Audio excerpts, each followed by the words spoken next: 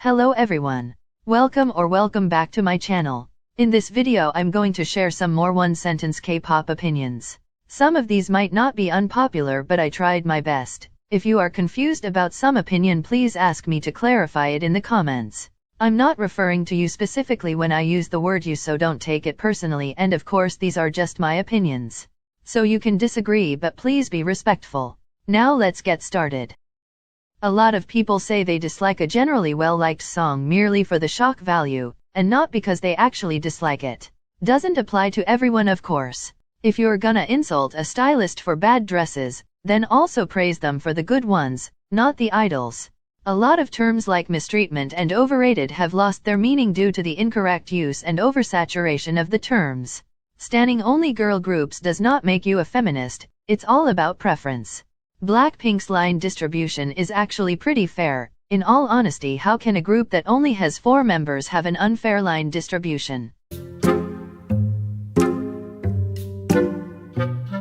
K-pop is not the only thing representing South Korea, and fans need to stop acting like it is.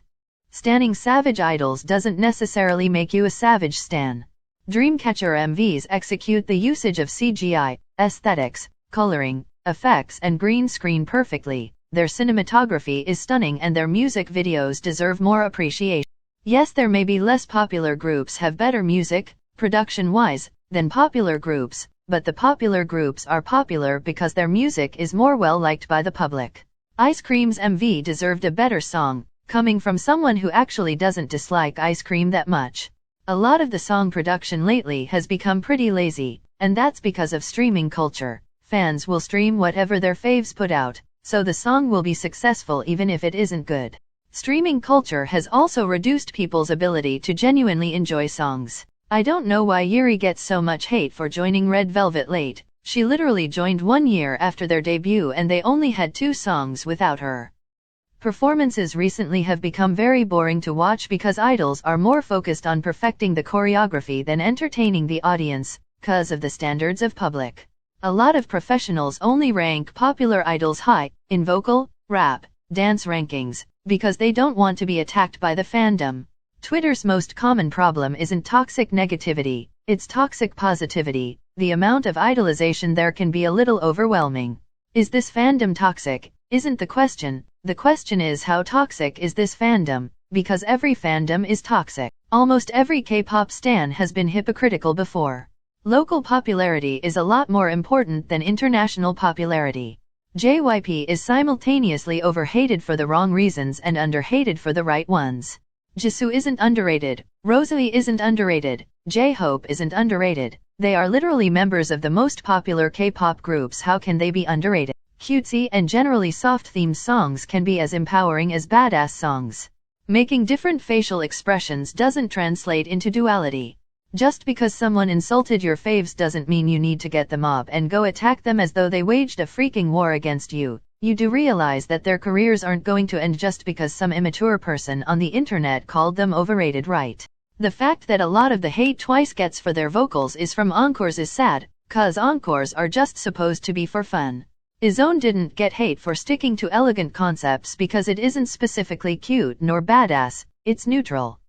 Fandom size has little to do with toxicity. What the fandom as a whole tolerates does. Calling an idol hot is not an issue and is not sexualizing. Blackpink's success was 50% because of YG's extremely smart and well-played marketing techniques. Their hiatuses were very risky and one wrong move could have led to their downfall. I wish live shows would stop using excessive stage effects, spotlights/graphics.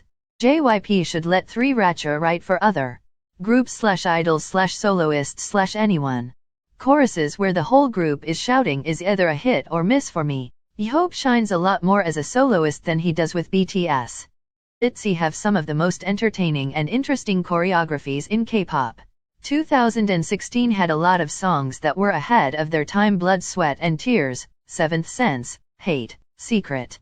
Reddit is the only place that has actually unpopular K-pop opinions. I scrolled through it for at least an hour and couldn't find a single opinion that I wholeheartedly agreed with. Even though she may not have the best dancing technique, Jihyo is definitely the best performer in Twice. She always puts the right amount of energy, Her facial expressions are always on point and she's very entertaining to watch.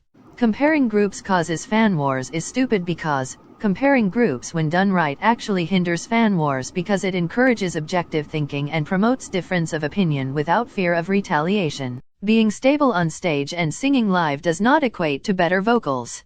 People say views don't matter, but I know most fans would most likely watch a K-pop MV with 10 million views than a MV with 1 million views, so views do matter. A lot of fourth generation's fandom names are really unoriginal and I hate almost all of them. And lastly, don't make your whole life revolve around K-pop, enjoy the real world. If you made it to the end of the video, congrats. I hope you enjoyed. Don't forget to like and subscribe. Bye for now.